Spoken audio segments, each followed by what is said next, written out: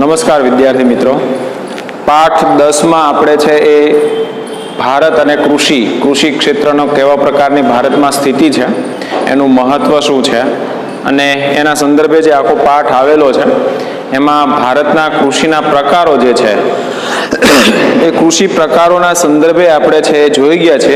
6 જેટલા મહત્વના જે પ્રકારો કહી શકાય એવા પ્રકારોની વાત આપણે કરી છે. હવે આગળના મુદ્દામાં આપણે જઈએ તો કૃષિની પદ્ધતિઓ એના સંદર્ભે છે એ જોવાનું છે. મિત્રો, આ છે એ કોઈ પણ તમને સજીવ ખેતી દાખલા તરીકે છે 3 માર્કમાં પૂછાઈ શકે છે. બાકીના કોઈ મુદ્દો પણ છે ટૂંકમાં પ્રશ્નોમાં છે પૂછાઈ શકે છે. એટલે એને બરાબર છે એ સમજવાનો પ્રયત્ન પહેલા કરવાનો છે. એમાં સૌથી પહેલા જોઈએ તો સજીવ ખેતી. હવે સજીવ ખેતી એટલે શું અને શું કામ એવું એક પદ્ધતિ છે આપણે હવે વિકસાવી રહ્યા છીએ. અલબત્ત પહેલા તો હતી જ, પણ આપણને ખબર છે કે આઝાદી પછીથી એ ભારતમાં જે વસ્તી વધારાનો દર છે ખૂબ ઊંચો રહ્યો, ખૂબ વધ્યો અને મોટી માત્રામાં છે વધારો થવાના કારણે છે જે ઉત્પાદન ક્ષમતા છે એને જો આપણે વિસ્તારી ન શકીએ તો બધી સમસ્યાઓ ઉદ્ભવી શકે. એટલે કૃષિ ક્ષેત્રમાં જે બિયારણો હતા એના હાઇબ્રિડ બનાવ્યા. એ હાઇબ્રિડ બિયારણોમાં ઉપયોગ કરી અને વધુમાં વધુ ઉત્પાદન કેમ થાય એના માટેના છે આપણે પ્રયત્નો શરૂ કર્યા. એમાં આપણને ખબર છે કે રાસાયણિક ખાતર છે, જંતુનાશક દવા છે કે બીજી એવી કેટલીક બાબતોનો છે ઉપયોગ કર્યો અને એના કારણે જે આપણું ઉત્પાદન છે એ અનેક ગણું વધારી શક્યા.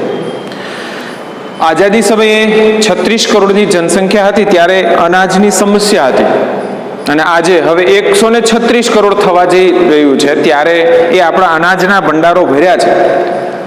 એનો મતલબ સાફ છે કે આપણે ઉત્પાદનની માત્રા ખૂબ વધારી છે. એ એમ જ નથી વધી ગઈ. આધુનિક ખેત પદ્ધતિ તો ખરી જ, પણ એની સાથે રાસાયણિક ખાતર છે, જંતુનાશક દવા છે, આ બધાનો છે ઉપયોગ આપણે વધાર્યો છે અને એ વધાર્યો હોવાના કારણે ઉત્પાદનની માત્રા વધી છે. નાનકડું એવું શાકભાજી કે નાનકડું એવું ફળ એ મોટા કદનું કરી શક્યા છીએ, પણ પરિસ્થિતિ છે એ લાંબા ગાળે આપણને છે હવે સામે આવતી જાય છે કે એના કારણે અથવા તો આ બધાના ઉપયોગના કારણે છે એ માણસને છે એ પોતાના આરોગ્યનો ખતરો ઊભો થયો છે. એટલું જ નહીં, જે પ્રકૃતિ છે મતલબ કેટલાક પશુઓ છે, પંખીઓ છે, આનો ઉપયોગ કરીને જે એમાં નિર્ભર રહે છે એમના ઉપર પણ ખતરો વધારે મંડરાયો છે. એટલે પર્યાવરણથી લઈને માણસના આરોગ્ય સુધીની એવી કેટલીક સમસ્યાઓ સામે ગંભીર આવી કે હવે ના છૂટકે આપણે છે ફરી પાછું એ કુદરત તરફ પાછા વળવું પડશે. આજે અનેક પ્રકારના રોગોમાં વધારો થઈ રહ્યો છે, અનેક પ્રકારની સમસ્યાઓ આપણી સમક્ષ આવી રહી છે. ત્યારે એમાંથી જો બચવું હોય તો ફરી પાછું કુદરત તરફ જવું પડશે અને એમાંથી એક નવો વિચાર ફરી પાછો શરૂ થયો, જ્યાં હતા ત્યાં જ જવા માટેનો, સજીવ ખેતી. સજીવ ખેતી મતલબ કુદરતી ખેતી એવું તમે સાદું સમજી શકો. હવે એનો મતલબ સાદો અર્થ શું છે તો કે ભાઈ આ સજીવ ખેતી જે છે એ સજીવ ખેતીમાં ઉત્પાદનની માત્રા વધારવા માટે થઈને કે પેલું ફળ છે કે શાકભાજી છે એનું કદ મોટું કરવા માટે થઈને આપણે જે વધારાનો ખર્ચ પેલું જે લેવાનું છે જમીનમાંથી ઝડપથી અને વધારે પોષક દ્રવ્યો મળી શકે એટલા માટે રાસાયણિક ખાતર નાખ્યું. એ ફળ કે એ શાકભાજી આપણું સુરક્ષિત લે એટલા માટે થઈને જંતુનાશક દવાનો ઉપયોગ કર્યો. હવે એના ગંભીર પરિણામો આપણી સામે આવ્યા એટલે હવે આપણે નવો રસ્તો શરૂ કરીએ છીએ. એ રસ્તો છે કે એમાં રાસાયણિક ખાતર કે જંતુનાશક દવા, ટૂંકમાં એવું સમજો કે માણસના આરોગ્ય, પછી એ પ્રાણી પણ આવી જશે, આરોગ્ય અને પર્યાવરણને છે એ પરેશાન ન કરે એવા પ્રકારની ખેત પદ્ધતિ. અને આપણને ખબર છે કે આ જે છે એ બજારમાં એક આખો એવો વર્ગ છે કે આ બધાનો ઉપયોગ ન થયો હોય અને ઉત્પાદન લીધું હોય. અલબત્ત એમાં છે એ થોડી પરેશાની વધારે એટલા માટે છે કે જંતુનાશક દવાનો ઉપયોગ ન કરવામાં આવે તો કીટકોને બધી જે રોગ છે પાકના એનો છે એ વધારે પ્રમાણમાં છે આક્રમણ થતું હોય છે. એટલે જે આપણે ઉત્પાદન લેવું છે એટલા પ્રમાણમાં નથી લઈ શકતા. દેશી ઉત્પાદન બિયારણ દ્વારા લઈએ તો એની જે માત્રા છે એ માત્રાનું પણ પ્રમાણ છે ઘટતું જાય છે. તો આ બધી પરિસ્થિતિ એમાં છે નિર્માણ થાય છે. ઉત્પાદનની માત્રા ઓછી છે, પ્રમાણમાં છે એ સારું ગુણવત્તાયુક્ત પોષકક્ષમ છે એ અને તમારા આરોગ્યને નુકસાન ન કરે એવા પ્રકારનું ઉત્પાદન છે. એટલે હવે એક વર્ગ આખો એવો તૈયાર છે કે જેને આ પ્રકારનું જ ઉત્પાદન જોઈએ છે. ઉત્પાદનની માત્રા ઓછી હોવાના કારણે છે મોંઘું થાય છે, ખેડૂતને એના પ્રમાણમાં વળતર નથી મળતું, પણ મોંઘું ખરીદીને લોકો છે એ ખાય છે. ત્યારે ભવિષ્યમાં જો આપણે આરોગ્યની સુખાકારી જોતી હોય, પર્યાવરણને ટકાવી રાખવું હોય, તો એના માટે થઈને આ આધુનિક ખેત પદ્ધતિ જરૂરી છે. ઘણી વખત એવું થાય કે આપણે એક કામ કરીએ અને એની અસર બીજી જગ્યાએ થતી હોય. દાખલા તરીકે તમે કોઈ પાક છે, એ પાક ઉપર તમે જંતુનાશક દવાનો છંટકાવ કરો છો, એ જંતુનાશક દવાથી પેલી ઈયળ કદાચ મરી જાય છે, પણ કેટલાક ચકલાઓ એવા છે કે ઈયળ એનો ખોરાક છે. હવે એ ચકલું જો ઈયળ છે એ જંતુનાશક દવા ખાધેલી હોય એવા પ્રકારની ઈયળ ખાશે તો એ ચકલી જશે. એટલે આપણને ખબર નથી કે આપણે કઈ રીતે ચકલીનો નાશ કરી રહ્યા છીએ, પણ થાય છે. ત્યારે આ પ્રકારે છે એ કુદરત સાથે એ એવા પ્રકારની પરિસ્થિતિ આપણે નિર્માણ કરી રહ્યા છીએ કે જેના કારણે પર્યાવરણ અને આપણા આરોગ્યને નુકસાન થઈ શકે છે. એટલે એમાંથી બચવા માટે થઈને એ આપણે સજીવ ખેતી તરફ છે પાછા વળ્યા છીએ. એમાં ખાસ કરીને જંતુનાશક દવાનો આપણે ઉપયોગ નથી કરવાના. છાણિયું ખાતર, અળસિયાનું ખાતર, કમ્પોસ્ટ ખાતર જે છે એ, પછી દવા તરીકે છે એને ગૌમૂત્રનો ઉપયોગ કરી શકીએ, લીમડાનું દ્રાવણ છે, છાશ. પહેલા આપણે આનો જ ઉપયોગ કરતા હતા. જ્યારે કંઈક એવા પ્રકારના રોગ આવે ત્યારે છાશ અને પેલી તપકીર પણ ચીકણી જે છે એ મિક્સ કરી અને પેલા છોડ ઉપર છાંટવામાં આવતી હતી, જેથી કરીને રોગ મુક્ત થાય એવું થતું હતું. પણ આપણે છે એ ઝડપથી એનું પરિણામ જોતું અને સદંતર છે નાશ થાય એવા પ્રકારનું છે એ કામ કરવું હતું. એના કારણે છે આપણે જંતુનાશક દવા બનાવી. હા, શરૂઆતમાં છે એનો પ્રારંભમાં બહુ સારું પરિણામ મળ્યું છે, પણ લાંબા ગાળે છે એના પરિણામની અસરકારકતા ઘટી છે અને વધારે નુકસાન વધ્યું છે. ત્યારે પેલું જે નાનકડું એવું રીંગણું હતું એને આપણે મોટા કદનું બનાવ્યું. હવે પોષણક્ષમ જે જમીન છે એમાંથી આપણે રસકસ બધો એક સાથે ખેંચી લીધો. એના કારણે પરિસ્થિતિ શું થઈ તો કે ભાઈ હવે એની પાસે પોષક દ્રવ્યો છે જ નહીં, તો પેલું રીંગણું નાનું હતું એને મોટું બનાવ્યું, હવે બનતું જ બંધ થઈ ગયું. એટલે ફરી પાછું આપણે કુદરત તરફ જવું જોશે. પેલું જે સેન્દ્રીય ખાતર છે જે પોષણક્ષમ જમીન બનાવે છે, પોષક દ્રવ્યોયુક્ત બનાવે છે, એનો જ ઉપયોગ કરવો પડશે. અને પહેલા જે રાસાયણિક ખાતર છે એનો સપ્રમાણ ઉપયોગ કરીએ તો એ વધુ સારું. વધારે પડતો એનો ઉપયોગ થવાના કારણે છે નુકસાનકારક છે, પરિસ્થિતિ વધારે નિર્માણ થતી હોય છે. પોષણયુક્ત રહે એવા પ્રકારની પેદાશો અત્યારે આપણે છે તૈયાર કરવા માટેનો પ્રયત્નો કરી રહ્યા છીએ. અને બીજી એક હકીકત એ છે કે જે ખેડૂતો એવા પ્રકારની ખેતી કરે છે એને પ્રમાણમાં વળતર પણ સારું મળે છે, કારણ કે એના ભાવ ઊંચા હોવાના, ઓછું ઉત્પાદન છે એટલે એમાં વળતર પણ વધારેની અપેક્ષા રહેશે. તો એક એ સજીવ ખેતી છે. મિત્રો 3 માર્ક સુધીમાં પૂછી શકે છે, એટલે એને બરાબર એક ટૂંકનોંધ સ્વરૂપે પણ આપણે છે તૈયાર કરી લેશું તો વધારે ફાયદામાં રહેશું. ત્યાર પછી આવે છે ટકાઉ ખેતી. 16મા પાઠમાં આપણે એક શબ્દ, આ જ શબ્દનો છે આપણે સમજ્યા હતા કે ટકાઉ વિકાસ, મતલબ એ વિકાસ અટક્યા વગર સતત ચાલુ રહે. એનો મતલબ એવો કે જો તમે કોઈ ઉત્પાદિત એકમ ચાલુ કરો છો અને જો પ્રદૂષણ વધારશે તો એકમ બંધ થશે. તમે પરંપરાગત જે ઉર્જા સ્ત્રોત છે પેટ્રોલ, ડીઝલ, કોલસો એનો ઉપયોગ કરશો તો પૂરું થશે એટલે બંધ થશે. પણ તમે સૌર ઉર્જાનો ઉપયોગ કરો, પવન ઉર્જાનો ઉપયોગ કરો તો એ એકમ પ્રદૂષણ નહીં કરે. એટલું જ નહીં, એ લાંબો સમય છે ચાલવાના છે, કારણ કે પેલા સ્ત્રોત છે અખૂટ છે, તો એ ટકાઉ વિકાસ બને છે. એ જ પ્રકારે અહીંયા ટકાઉ ખેતી છે.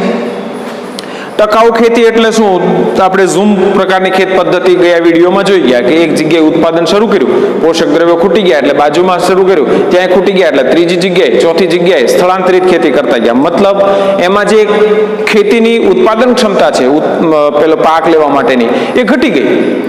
એ ઘટી ગઈ એટલે જમીન હવે નિષ્ક્રિય છે એવું સમજો, ઉત્પાદન થઈ શકશે નહીં. તો આ ઉત્પાદન નથી કરી શકતી તો એને આપણે ટકાઉ ખેતી નહીં કહી શકીએ. પણ આપણે એ જોવાનું છે કે એમાં સતત ઉત્પાદન મળ્યા કરે અને એ ઉત્પાદનની ક્ષમતા પણ છે ટકી રહે. વધે તો વધુ સારું, પણ ટકે તો ખરી જ.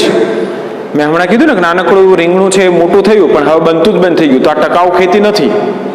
ટકાઉ ખેતીની વાત એ છે કે એમાં સતત એક સરખું છે ઉત્પાદન આપણને જળવાઈ રહે. હવે એના માટે શું કરવું જોઈએ? તો કે તમે જ્યારે કોઈ એક પાક લો છો ત્યારે એમાંથી કેટલાક પોષક દ્રવ્યો જમીનમાંથી ઓછા થાય છે, તો એ ફરી પાછા તમારે એમાં ઉમેરવાના છે. એ સેન્દ્રીય ખાતર જે છે, અળસિયાનું ખાતર જે છે, તો એ બધા જે ખાતર છે, ખાતરને તમે જમીનમાં ફરી પાછા ઉમેરો છો તો એની અંદર જે પોષક દ્રવ્યો ખૂટ્યા છે એ ફરી પાછા ઉમેરાઈ જશે. બીજી એક વાત, તમે છે એકનો એક પાક લીધા કરો છો તો જમીનમાંથી એક જ પ્રકારના પોષક દ્રવ્યો છે ઉપડ્યા કરશે, એટલે એક સમય એવો આવશે કે પાક થતો જ બંધ થઈ જશે. પણ એના બદલે તમે પાકની ફેર બદલી કર્યા કરો, બરાબર શબ્દને ભાર આપું છું, પાક ફેર બદલ કરવાનો છે. તમે કપાસનું વાવેતર કર્યું તો હવે ઘઉં વાવો, હવે મગફળી વાવો, મગ મઠ વાવો, મતલબ કઠોળ વાવો, જુવાર બાજરી, એમ સતત બદલ્યા કરો તો જમીનમાંથી અલગ અલગ પ્રકારના પોષક દ્રવ્યો છે એ મેળવવામાં આવશે. એટલે બધા એક જ પ્રકારના પોષક તત્વોનો નાશ નહીં થાય. બીજી એક હકીકત એ પણ છે કે કેટલાક પાકનું વાવેતર છે તમે બદલશો ને તો જમીનની ગુણવત્તા પણ સુધરે છે. કઈ રીતે સુધરે? દાખલા તરીકે કઠોળ વર્ગના પાક છે તો કઠોળ વર્ગના પાક જે છે એની જમીનની અંદર રહેલા મૂળિયા છે એમાં નાની નાની, બિલકુલ નાની છે ગાંઠો હોય છે. એ કઠોળ વર્ગનો પાક હવામાંનો જે નાઇટ્રોજન છે એ નાઇટ્રોજન ભેગો કરી અને એ મૂળ પેલી જે ગાંઠ છે એ વાટે જમીનની અંદર ઉમેરે છે. તો આ જમીનની અંદર ઉમેરવાના કારણે પરિસ્થિતિ એ નિર્માણ થાય છે કે જે પોષક દ્રવ્યો અને વાયુ કે જે કંઈ ખનિજ છે એમાં સતત ઉમેરો થતો રહે છે. તો એ સતત ઉમેરો થવાના કારણે એ જમીનની ગુણવત્તા અને ફળદ્રુપતા એ ટકી રહેતી હોય છે. તો એ પ્રકારે છે પાકનું ફેરબદલ થવું, જે પોષક દ્રવ્યો ખૂટી ગયા છે પોષક દ્રવ્યો એમાં ઉમેરવા, એ પ્રકારની પરિસ્થિતિનું આપણે નિર્માણ કરી શકીએ તો સારામાં સારું ઉત્પાદન આપણને છે મળતું રહે અને જે ઉત્પાદન ક્ષમતા છે એ ટકી રહેશે. તો એ ટકાઉ ખેતી તરીકે આપણે એને ઓળખી શકીએ. ત્યાર પછી મિશ્ર ખેતી. મિત્રો, શબ્દ છે મિશ્ર ખેતી અને હોશિયાર વિદ્યાર્થીઓ પણ એને સમજવામાં છે ઘણી વખત ભૂલ કરી જતા હોય છે. અહીંયા તમને જ્યારે આવું કંઈક પૂછાય ને ત્યારે એક પાક સાથે બીજો પાક, દાખલા તરીકે કપાસની સાથે જુવાર, જુવારની સાથે મકાઈ, કે એવા કોઈ પણ બે પાકને ભેગા કરે અને એ મિશ્ર ખેતી છે એવું સમજે છે. આ ભૂલ નહીં કરતા. અહીંયા છે જો એક પાક સાથે બીજો પાક વાવવામાં આવે છે તો એ મિશ્ર ખેતી નથી, એ મિશ્ર પાક છે. મિશ્ર ખેતીનો મતલબ એ છે કે કૃષિ અને કૃષિ સાથે જોડાયેલા એવા બીજા વ્યવસાયો. ટૂંકમાં એવું સમજો કે કોઈ ખાસ એવી ટ્રેનિંગની જરૂર ના હોય, ખાસ એવા કોઈ કોર્સની જરૂર ન હોય, વિશેષ તાલીમની જરૂર નથી, એવા પ્રકારના અને બધા ખેતી સરળતાથી જેમ ખેતીમાં જરૂરિયાત નથી એવા જ બીજા કેટલાક વ્યવસાયો જે પ્રાથમિક ક્ષેત્રમાં મૂકી શકાય એવા પ્રકારના છે વ્યવસાયો આની સાથે જોડી શકાય. હવે એ કયું હોય છે? દાખલા તરીકે મોટા ભાગના આપણા જે ખેડૂતો છે ને એ પશુપાલકો પણ છે. અલબત્ત હવે યાંત્રિકીકરણ વધવાના કારણે છે ખેડૂતોએ કેટલાક પ્રાણીઓ છે હવે નામશેષ કર્યા છે. પણ માની લો કે કોઈ ખેડૂત છે ખેતી કરે છે તો એ ખેતી માટે થઈને સૌથી વધારે મહત્વના અને ઉપયોગી હોય એવા બળદ, તો એ બળદ પ્લસ એકાદ બે એવા દૂધાળ પશુ પણ સાથે હોય તો એ ખેડૂત છે એ દૂધનું ઉત્પાદન પણ કરે છે, પોતાના પરિવારનું ભરણ પોષણ કરશે, પ્લસ જે વધારાનું ઉત્પાદન છે એ નિકાસ કરી અથવા તો વેચી અને એમાંથી વધારાની આવક પણ મેળવે છે. તો પણ એક વ્યવસાય જ છે. તો ખેતીની સાથે પશુપાલનનો વ્યવસાય મતલબ મિશ્ર ખેતી. તો એની સાથે બીજા પણ એવા કેટલાક વ્યવસાય હોય, મધમાખી ઉછેર છે, મરઘા બતકા ઉછેર, મત્સ્ય ઉદ્યોગ પણ હોઈ શકે. તો આ બધા પ્રકારના જે વ્યવસાય છે એમાંથી કોઈ એક સાથે બે વ્યવસાય જોડાયેલા હોય તો એને આપણે મિશ્ર ખેતી તરીકે ઓળખીએ છીએ. બરાબર સમજી લેજો, મિશ્ર પાકની વાત અહીંયા નથી. અહીંયા મિશ્ર ખેતી મતલબ ખેતી અને એની સાથે જોડાયેલો અન્ય વ્યવસાય. તો હવે આ ત્રણ પદ્ધતિઓ જે છે, સજીવ ખેતી મતલબ કુદરતી ખેતી જેમાં આપણે રાસાયણિક ખાતર કે જંતુનાશક દવાનો ઉપયોગ નહીં કરી અને જે ઉત્પાદન મેળવીએ છીએ એ સજીવ ખેતી છે. પછી ટકાઉ ખેતી એટલે ખેતીની જે ગુણવત્તા છે ટકી રહે અને લાંબો સમય આપણે છે પાક મેળવતા રહીએ એ પ્રકારની ખેતીને આપણે ટકાઉ ખેતી કહીશું. મિશ્ર ખેતી એટલે ખેતી સાથે જોડાયેલો અન્ય વ્યવસાય અને એ રીતે જે બે વ્યવસાય એક સાથે થતા હોય એનો ફાયદો પણ એ છે કે કૃષિ ક્ષેત્રમાં જ્યારે નુકસાન જાય, માની લો વર્ષ નબળું છે તો બાકીનો જે પશુપાલનનો વ્યવસાય છે એના થકી વધારાની ઇન્કમ મેળવી, આવક મેળવી અને એ પોતાના પરિવારનું ભરણ પોષણ છે કરી શકે છે. તો એ પ્રકારે છે એ મિશ્ર ખેતી છે. હવે ત્યાર પછી આવે છે પાકના પ્રકાર. મિત્રો, તફાવતના સ્વરૂપે તમારી ટેક્સમાં આપેલા છે. ઘણી વખત એ તફાવતના સ્વરૂપે પૂછાય પણ છે અથવા તો કોઈ એક વિગત એ પૂછી શકે. 3 પાકના પ્રકાર છે. એક ખરીફ પાક, બીજો રવિ પાક અને ત્રીજો ઉનાળુ પાક. બહુ સરળ છે. આમ તો તમે આ ત્રણેય ઋતુને ઓળખો છો એટલે એ રીતે પણ તમને છે સમયગાળાની ખબર જ છે. અને કયા ઋતુમાં લેવાય છે એ પણ તમને ખબર છે, એટલે એ પ્રમાણમાં બહુ સરળ છે એવું કહી શકાય. છતાંય આપણે એને એક વખત જોઈ લઈએ, જો પૂછાય તો બહુ સરળતાથી તમે એનો જવાબ આપી શકો એમ છો. હવે તમે આ પાકને ખાસ યાદ રાખજો, કારણ કે આગળ તમારે જે કોષ્ટક બનાવવાનું છે એ કોષ્ટક આ પાકને ધ્યાનમાં રાખીને પણ બનાવવાનું છે. અને જો તમને કોઈ પાક છે એ ખરીફ છે કે રવિ છે કે ઉનાળુ છે એ ખ્યાલ આવી જશે તો એની કેટલીક વિગતો તો આપોઆપ ખબર પડી જશે. હવે એ પહેલા આપણે ત્રણેય પાકને બરાબર જોઈ લઈએ એટલે થોડોક વધારે આઈડિયા આવતો થશે. ખરીફ પાક ક્યારે લેવાય? તો કે ભાઈ ચોમાસામાં. જે ચોમાસામાં પાક લેવાય છે એને ખરીફ પાક તરીકે ઓળખીએ છીએ. તો રવિ પાક કયો છે? તો કે ભાઈ જે પાક શિયાળામાં લેવાતો હોય. તો અહીંયા છે એક ઉનાળુ પાક મેં એવું લખ્યું છે, પણ બીજું એનું નામ છે જાયદ પાક, આવું પણ કહે છે. પણ એ તમને યાદ રહે એટલા માટે થઈને જાયદ ના બદલે મેં ઉનાળુ જ લખ્યું છે, પણ તમને કદાચ આ રીતે પણ પૂછી શકે ત્યારે જાયદ પાક કે ઉનાળુ પાક, મતલબ ઉનાળામાં લેવાતો પાક એ ઉનાળુ પાક અથવા તો જાયદ પાક છે. હવે ક્યારે કયા મહિનામાં આ ઋતુ હોય છે એ તો તમે એનાથી વાકેફ છો. જૂન જુલાઈ આપણે ત્યાં ગુજરાતમાં ચોમાસું મોટા ભાગે 15 જૂનની આસપાસ શરૂ થતું હોય છે, ક્યારેક વહેલા મોડું હોય છે, પણ એ સમયગાળો હોય છે.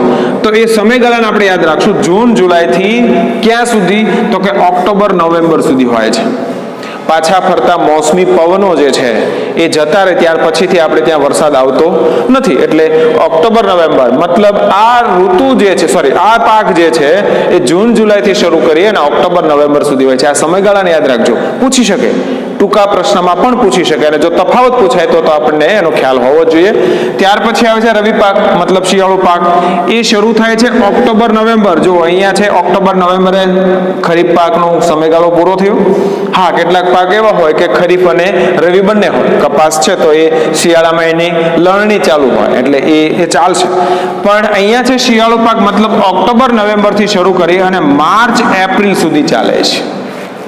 ઓક્ટોબર નવેમ્બર થી શરૂ કરી અને માર્ચ એપ્રિલ સુધી છે ચાલે છે. અને ઉનાળુ પાક છે એ માર્ચ થી શરૂ કરી અને જૂન સુધી. હવે તમે સમજી શકો છો કે આખા વર્ષને 3 ભાગમાં આપણે વહેંચી દીધું. જૂન જુલાઈ થી ઓક્ટોબર નવેમ્બર સુધી ખરીફ, પછી ઓક્ટોબર નવેમ્બર થી માર્ચ એપ્રિલ રવિ, ઉનાળુ પાક છે જાયદ પાક જે છે માર્ચ થી જૂન સુધી. આ 3 પાકને આપણે અહીંયા છે લઈ લીધા. હવે ખાસ અહીંયા જે કેટલાક ઉદાહરણો છે, કેટલાક મેં લખ્યા છે, બાકીના ટેક્સ્ટમાં છે એ પણ જોઈ શકાય. આગળ આપણે પાક જોવાના છે એટલે એમાં પણ જોઈ શકાય.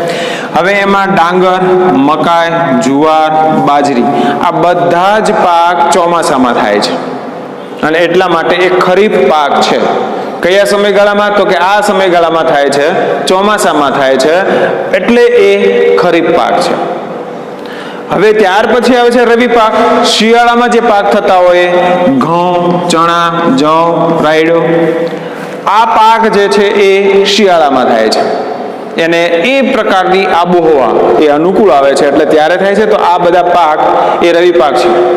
તમને કદાચ પરીક્ષામાં એવું પણ પૂછાય કે રવિ પાકનું ઉદાહરણ આપો, ખરીફ પાકનું ઉદાહરણ આપો, જાયદ પાકનું ઉદાહરણ આપો. તો આ પાક જે છે એમાંથી માની લો કે તમને રવિ પાક કીધું છે અને એમાં તમે છે જુવાર પેલો આવે છે પણ બાજરી લખી નાખશો તો નહીં ચાલે, કારણ કે એ ખરીફ પાક છે. તો આગળ જેટલા આપણે પાક જોવાના છીએ એ પાકને પણ ક્યારે લેવામાં આવે છે, કયો પ્રકારનો પાક છે એ આપણે એમાં જોવાનું છે. તો આ છે એ રવિ પાક છે. ત્યાર પછી ઉનાળુ પાક છે. હવે આપણને ખબર છે કે માર્ચ થી જૂન આપણે ત્યાં છે એ પાણીની સગવડ હોય, મતલબ સિંચાઈની અનુકૂળતા છે તો જ આ પાક લઈ શકાય છે. તમને ખબર છે કે આપણે ત્યાં આ ખરીફ પાકના સમયે જ વરસાદ છે એ આવતો હોય છે, બાકીના સમયગાળામાં વરસાદ નથી હોતો. એટલે અહીંયા તમારે જો આ પાક લેવો હોય તો સિંચાઈની સગવડ, પછી તમારી ભૂગર્ભ જળનો ઉપયોગ કરો, નહેર વાટે આવતું પાણી હોય કે સ્થાનિક કક્ષાએ કોઈ તળાવ હોય એના પાણીનો ઉપયોગ કરી અને તમે એ પાક લઈ શકો છો. હવે તમે ઘણી વખત એ ત્યાં છે ડાંગર લખ્યું છે, અહીંયા ડાંગર લખ્યું છે. તો આ પાક છે બંને ઋતુમાં થઈ શકે છે એવું સમજવાનું છે.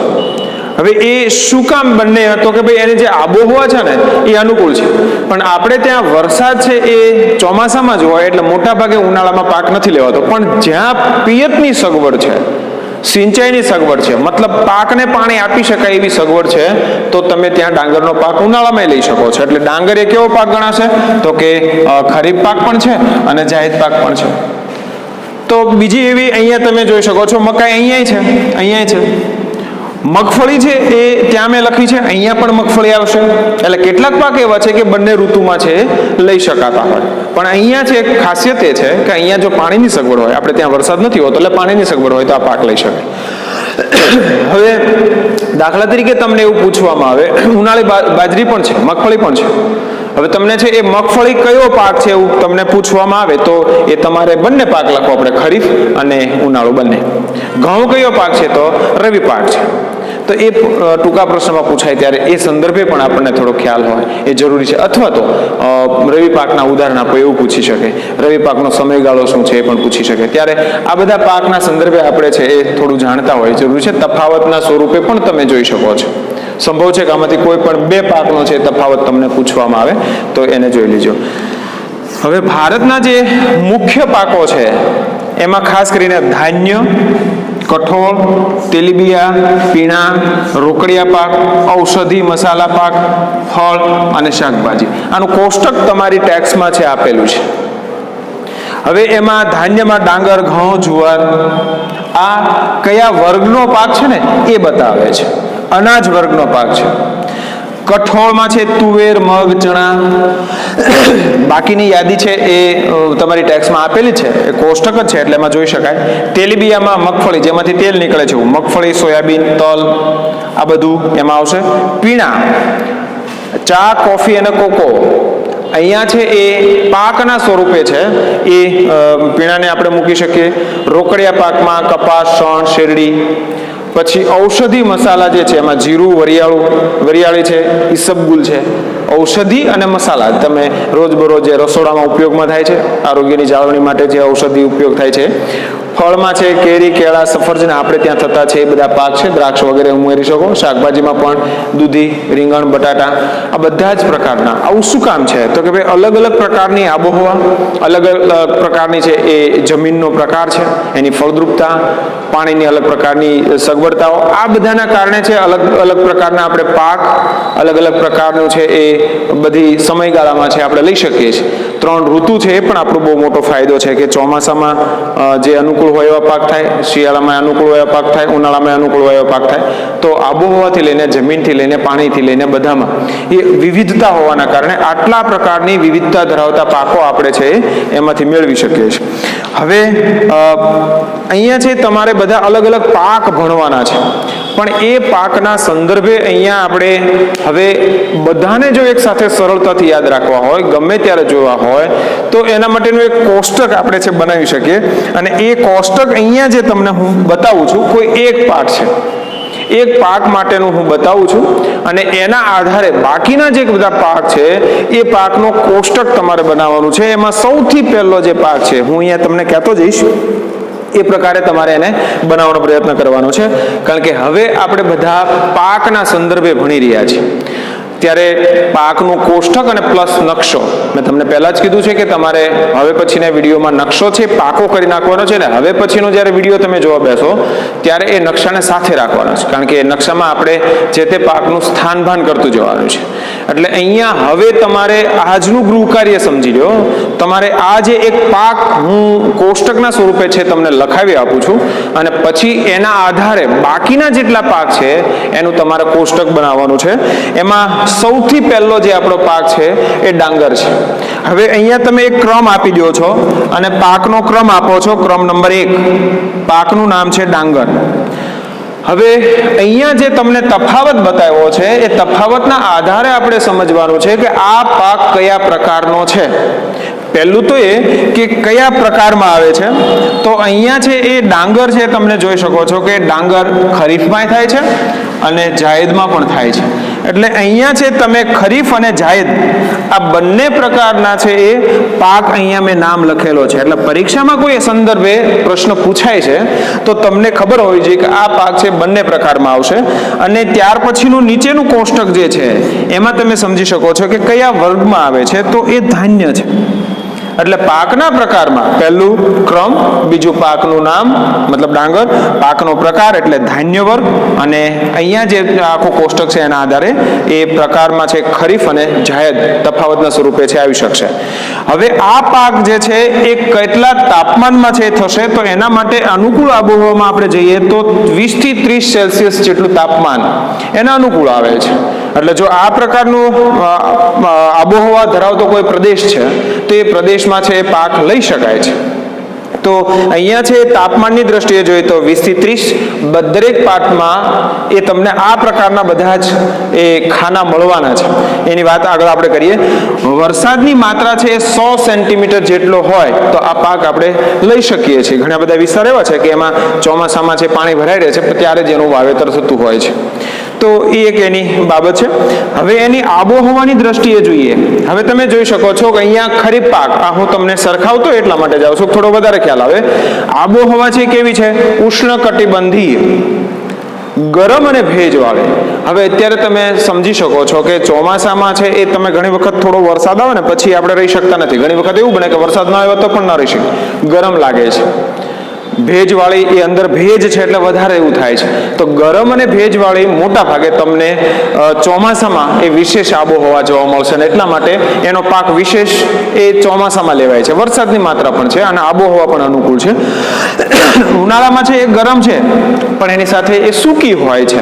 એટલે જો સિંચાઈની સગવડ હોય તો એ પાક લઈ શકાય છે, અન્યથા એ લઈ શકાતો નથી.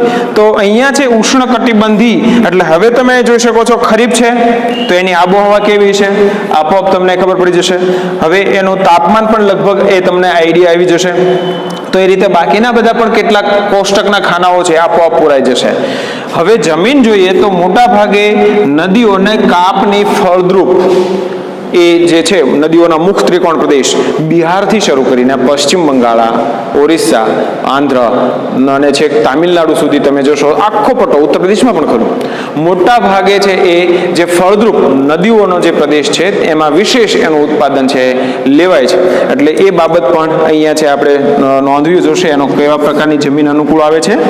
ત્યાર પછી આવે છે પકવતા રાજ્યો. ભારતના જે મુખ્ય રાજ્યો છે એમાં પશ્ચિમ બંગાળ, તામિલનાડુ, આંધ્ર, ઓરિસ્સા મહત્વના. તમારી ટેક્સમાં 2, 3, 4 એવા રાજ્યો આપેલા છે જે ભારતમાં સૌથી વધારે ઉત્પાદન કરતા હોય. અને જ્યારે તમને નકશામાં પૂછાય છે ત્યારે આપણે મહત્વના 3, 4 રાજ્યો જે પહેલા આપેલા છે એને જ દર્શાવવાના છે, એમાંથી જ કોઈ પણ દર્શાવવાના છે. બીજી એક વાત એ પણ આપણે રાખી લઈએ કે 2 થી 2 એવા સેન્ટર યાદ રાખી કે એમાં કોઈ ફેરફાર ન થાય. બધાને યાદ રાખવા નહીં જઈએ, આપણને એ સમજદારી માટે જો યાદ રહી જાય તો સૌથી સારું, પણ બધાને યાદ રાખશો તો બધા પાકમાં બધા યાદ રાખશો તો ગોટાળો થવાની શક્યતાઓ વધે છે. એટલે 1 થી 2 સેન્ટર તો એવા આપણે યાદ રાખવાના કે દાખલા તરીકે ડાંગર તો આ જ. બાકીનું જે આપણને થોડુંક યાદ હોય જરૂર છે. માની લો કે તમે જે યાદ રાખ્યું છે એના સિવાયનો જ કંઈક પ્રશ્ન પૂછે છે તો પણ આપણને અંદાજ તો આવી શકે. પણ મહત્વના છે 1 થી 2 રાજ્યો છે આપણે રાખી લઈએ. તો આમાંના કોઈ પણ 2 રાજ્યો છે એ તમે વિશેષ રીતે, તામિલનાડુ છે દાખલા તરીકે સારું ઉત્પાદક ધરાવે છે, બંગાળા પણ છે, તો એમાંનો છે આપણે ટીક કરી લઈએ કે આ 2 રાજ્યો છે આપણે રાખશું. હવે એ જ રીતે ગુજરાતની જો વાત કરીએ તો સુરત, તાપી, ખેડા અને આણંદ આ મુખ્ય ગુજરાતના ઉત્પાદન કરતા પકવતા રાજ્યો છે, જિલ્લાઓ છે. તો માની લો કે તમને છે એ ટેક્સમાં છે પરીક્ષામાં છે એ પકવતા રાજ્યોના બદલે ગુજરાતનું આ પાક પકવતા મહત્વ સ્થળો અથવા તો આ સ્થળને છે બતાવો એવું કહેશે તો તમને છે જો માત્ર ગુજરાત મહત્વના રાજ્યોની જ ખબર હશે તો ગુજરાતમાં ખબર નહીં પડે. એટલે આપણે જ્યાં ગુજરાત આવે છે જે ઉત્પાદન ધરાવે છે એ પ્રદેશને પણ યાદ રાખવાનો છે. એટલે ગુજરાત અને એક જે તે રાજ્યને છે સંદર્ભે આપણે નોંધ લેશું. અને છેલ્લું છે એ વિશેષ નોંધ તરીકે છે આપણે કોષ્ટક કે ખાનું છે બાકી રાખશું.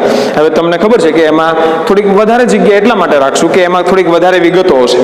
આપણને ખબર છે કે દુનિયામાં એક મહત્વના પાક અને અડધા કરતા વધારે એક ખોરાકમાં ઉપયોગ લેતી હોય એવી વસ્તી એ ભારતની છે. ત્યારે એક મહત્વનો જેટલું ઉત્પાદન આપણે ત્યાં થાય છે એમાંથી ચોથા ભાગમાં એ ડાંગરનું વાવેતર આપણે કરીએ છીએ. વિશ્વ કક્ષાએ જે ઉત્પાદનની ક્ષમતા છે એ ઉત્પાદનની ક્ષમતામાં ચીન વિશ્વમાં સૌથી પ્રથમ છે, ત્યાર પછીના બીજા ક્રમે એ ભારત આવે છે. ત્યાર પછી એ અહીંયા મેં તમને કીધું હતું કે ભાઈ જે આબોહવા છે એને ચોમાસાની વિશેષ ઉપયોગી થતી હોવાના કારણે વધારે ઉત્પાદન થાય છે. પણ જો તમારી પાસે સિંચાઈની સગવડ હોય તો ઉનાળામાં પણ લઈ શકો છો.